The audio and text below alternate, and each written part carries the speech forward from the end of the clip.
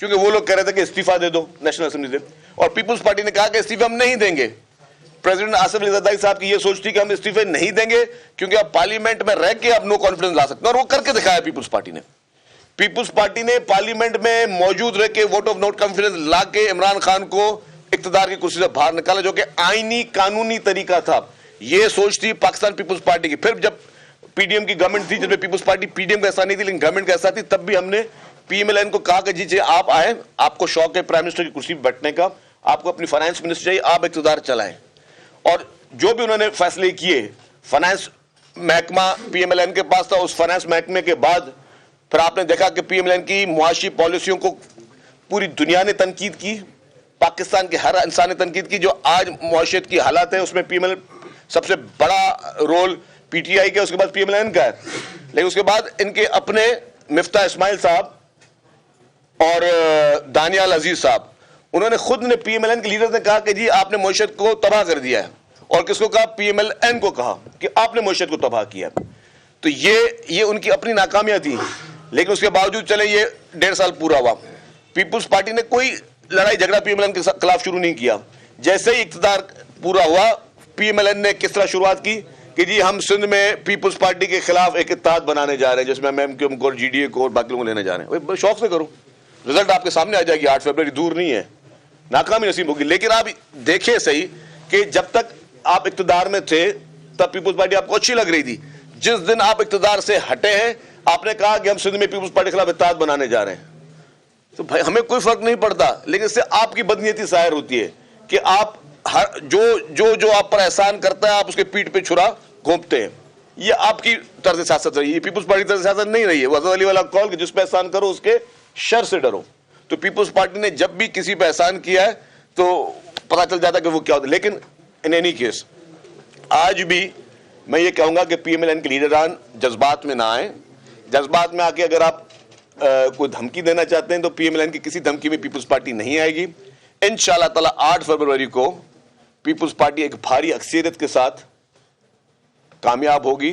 Chairman Bilawal Bhutto Zardari साहब जहां जहां जा रहे हैं, चाहे खैबर पख्तूनख्वा जा रहे हैं, चाहे बलूचिस्तान जा रहे हैं, चाहे वो सिंध में जलसे करें, चाहे उनके कामयाब तरीन जलसे साउथ पंजाब या सेंट्रल पंजाब में हो रहे हैं, अब जो है हवाओं का रुख तब्दील होता नजर आ रहा है। अवाम देख रहे हैं कि उनके सोल्यूशन किसके पास हैं, नौजवान लीडर के पास हैं। अवाम देख रहे हैं कि पीपुल्स पार्टी वाहिद जमात है, वाहिद पॉलिटिकल पार्टी है जो सबको जोड़ने की बात कर रही है, जो लोगों को तोड़ने की बात नहीं कर रही है। तो मैं गुजारिश करूंगा कि अब कल एक इनके लीडर ने कहा कि जी पीपुल्स पार्टी यहाँ के पैसे बांट रही है। कल एक समा टीवी पे फुटेज चला है, वो देख लेंगे कौन पैसे, किसके पैसे जो फेंके जा रहे हैं किसके प्रोग्राम में। पीएमएलएन का कल प्रोग्राम था, वहां पे नोट फेंके जा रहे थे वोटरों के लिए। देखा था आप दोस्तों ने? बोले मेरे भाई, देखा था आपने? देखा था ना आपने? तो अब ये कौन कर रहा है? पीएमएलएन कर रही है। पीपुल्स पार्टी ऐसा कोई काम नहीं कर रही है, ये पीएमएलएन कर रही है। अब काम वो सारे खुद कर रहे हैं और फिर नाम दूसरों के ले रहे। तो ये, और मैं कहूंगा इलेक्शन कमीशन ऑफ पाकिस्तान को नोटिस लें तमाम इस तरह की इल्लीगल कार्रवाइयों का जो कि वो कर रही है। बाकी पीएमएलएन के लिए ये पैगाम है कि हम शाइस्तगी चाहते हैं, हम लड़ाई झगड़ा नहीं चाहते। लेकिन अगर आपको लड़ाई झगड़े का शौक है तो मेहरबानी करके ये ना समझें कि पीपुल्स पार्टी कमजोर है। पीपुल्स पार्टी मजबूत है, अवाम पीपुल्स पार्टी के साथ है। और मैं पंजाब में खासतौर पर देख रहा हूँ पीएमएलएन के लिए बहुत बुरा वक्त नजर आ रहा है कि पंजाब के लोगों ने, पंजाब की अवाम ने उनको डिसएसोसिएट किया हुआ है। तब भी पीपुल्स पार्टी के जलसे मैदानों में हो रहे हैं, बड़े बड़े ग्राउंड्स में हो रहे हैं। पीएमएलएन जो मार्कीज में जलसे कर रही है, कमरों के अंदर जलसे कर रही है। आप देखें कि कल भी जो जलसे हुआ है, कोई डेकोरेशन की मार्की में कर रहा है, कोई किसी कमरे के अंदर कर रहा है। ये खुले मैदानों में जो मौजूद है वो सिर्फ पाकिस्तान पीपुल्स पार्टी मौजूद है। Thank you. बताइएगा, जब बिलावल भुट्टो जरदारी पीडीएम का हिस्सा थे तब वो तारीफ करते थे कि शहबाज स्पीड कराची की जरूरत है, शहबाज स्पीड की, और इन जैसा वज़ीर आज़म कोई नहीं, और इन जैसा जो वज़ीर खारजा थे उस वक्त के। अब जो है जब वो पीडीएम से अलहदा हुए तब वो कहते हैं कि कराची को पीपल्स पार्टी की जरूरत है। क्या ये मुनाफिकत या दोगलापन नहीं है? देखिए मैं आपकी बात बताऊं, शहबाज शरीफ साहब ने अगर कोई मेहनत की उसकी कोई बुराई नहीं करा, लेकिन शहबाज शरीफ साहब के हाथ में कुछ नहीं है। पीएमएलएन की जो आपको खुद पता कि पीएमएलएन के अंदर जो है शहबाज शरीफ साहब बेचारे बहुत अच्छे, मतलब मैं जाती तौर पे मैं उनकी बहुत इज्जत करता हूं, लेकिन उन बेचारों की भी कम चलती है।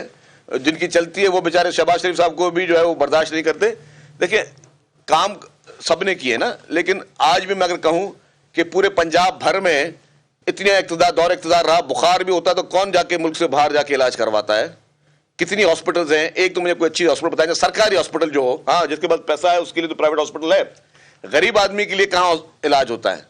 हमारे अल्हम्दुलिल्लाह पाकिस्तान पीपुल्स पार्टी ने जिस तरीके से सिंध में हेल्थ सेक्टर में काम किया पूरे पाकिस्तान से, मैं अगर अभी एक दो दिन में मैं आपके पास आऊंगा दोबारा और आपको मैं वीडियोस दिखाऊंगा कि आपके रहीम यार खान के हमारे भाई बहनें कहाँ इलाज करने जाते हैं, हमारे लाहौर के भाई बहन इलाज कराने कहाँ जाते हैं, मुफ्त इलाज आपका सिर्फ और सिर्फ जो मुख्तलिफ पूरे खैबर पख्तूनख्वा के भाई बहन हमारे इलाज कहाँ कराते हैं, बलूचिस्तान के हमारे भाई बहन इलाज कहाँ कराते हैं। अच्छी बात है, ये पाकिस्तान हम सबका है, लेकिन बात यह है कि ये हेल्थ फैसिलिटीज आपको सबसे ज्यादा इंसान के लिए इंपॉर्टेंट क्या है? उसकी सेहत है ना, जान है तो जान है, बाकी सारी चीजें बाद में आ जाती है, सड़कें भी बाद में आ जाएंगी, मोटरवे भी बाद में आ जाएंगे, जंगले भी बाद में आ जाएंगे, लेकिन अगर सेहत होगी तो इंसान ये सारी चीजें एंजॉय कर सकता है ना, या इन सारी चीजें अवेल कर सकता है। अगर सेहत ही नहीं होगी तो आप क्या करोगे?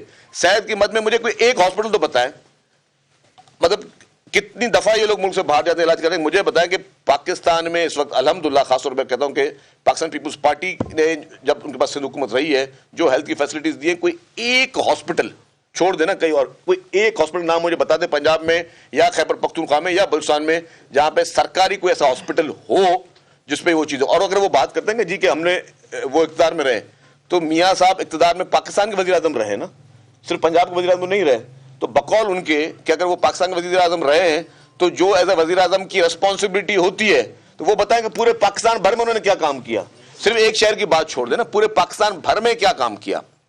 मियाँ नवाज शरीफ साहब भी वज़ीर आज़म रहे, शहबाज शरीफ साहब भी वज़ीर आज़म रहे, बताएं कि पाकिस्तान भर में उन्होंने क्या किया। अगर पाकिस्तान में अगर आज कोई चीज प्रॉब्लम है तो सबसे ज्यादा आप इक़्तिदार में रहे, आप जवाब दें ना। फेडरल गवर्नमेंट आपके पास रही है, हमेशा चोर दरवाजे से इक़्तिदार में आप लोग आते रहे, पीएमएलएन वाले हमेशा चोर दरवाजे से डीले करके इक़्तिदार में आते रहे। आप बताएं कि आपने पाकिस्तान की आप पूरे पाकिस्तान की जिम्मेदारी आपके ऊपर थी, किसी एक शहर की तो नहीं थी। सवाल ये था कि शहबाज शरीफ जो है पहले तो बेहतर वो समझे जाते थे, लाडले थे, लेकिन अब वो अगेंस्ट स्पीड बिलावल ने खिताब दिया था कि वो मैं सवाल का जवाब देगा ना आपको कि मैंने उनकी कल मैंने देखिए मेरी बात सुनिए, तारीफ जो है ना, मैं भी कह रहा हूँ कि शहबाज शरीफ साहब अच्छे आदमी हैं, उनकी मैं बुराई नहीं कर रहा, लेकिन उनके बेचारे के हाथ में कुछ नहीं है ना। जिनके हाथ में सब कुछ है वो शहबाज शरीफ साहब को भी कंट्रोल करना चाहते हैं ना, वो भी नहीं चाहते कि शहबाज शरीफ साहब आगे आए। वो आपको भी नजर आ रहा है, हमें भी नजर आ रहा है ना। बिलावल साहब तकरीर करते हैं, कहते हैं जी कि मेरे हल्के में लोगों के पास साफ पानी नहीं आता NA 127 की। 15 साल से सिंध में हुकूमत है और बिलावल हाउस में भी पानी टैंकर का जाता है, तो आप ये चाहते हैं कि लाहौर में भी लोग टैंकर का पानी पिए अगले 15 जी। साल? अब इसका जवाब दूं। K4 मंसूबा पाकिस्तान पीपुल्स पार्टी ने शुरू किया, ठीक है।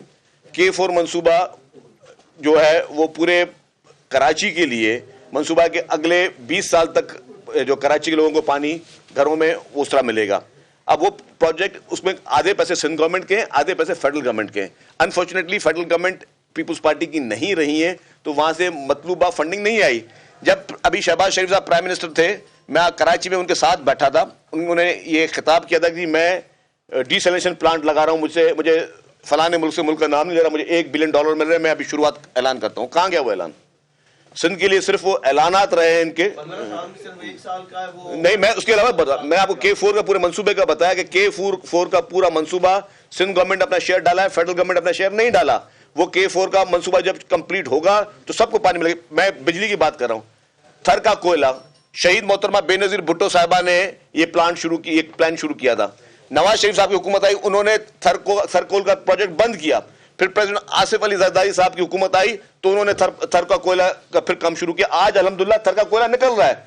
आप इस वक्त भी हजारों मेगावाट बिजली थर के कोयले से पूरे मुल्क के ग्रिड में, नेशनल ग्रिड में जा रही है, और ये प्रोजेक्ट कंप्लीट हुआ तो 200 साल तक आप बिजली एक्सपोर्ट कर सकते हो। मेरा सवाल सिर्फ एक है कि ये सारे काम आपने बदनीयत में बंद क्यों किए?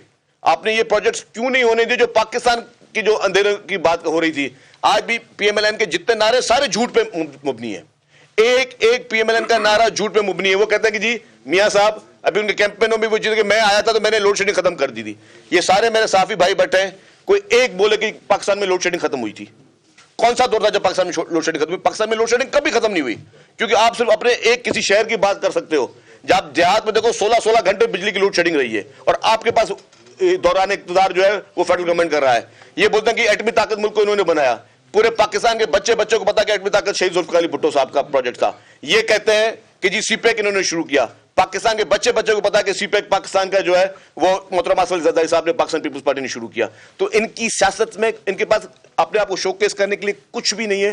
सिर्फ बुलेटिन में वापस आएंगे एक ब्रेक के बाद। हमारे साथ रहिए।